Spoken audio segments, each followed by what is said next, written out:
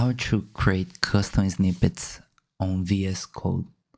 So as you can see over here, we have our index.js file where we have console log hello, and we are going to recreate it. So we just need to Command Shift P and type snippets, configure user snippets, and choose javascript.json file, because JavaScript, it will mean only for JavaScript files.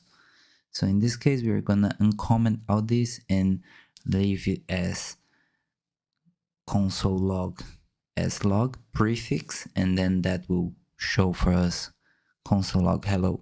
And for TypeScript files, we just need to configure user snippets and choose TypeScript instead. And then any TypeScript file will be able to use this snippet. And now we are gonna test it, and here it is. But also we can create multiple snippets inside the TypeScript or JavaScript.json. As you can see over here, I'm gonna create a NoSQL snippet. Pretty simple. You just need prefix, body. You can put anything, and description.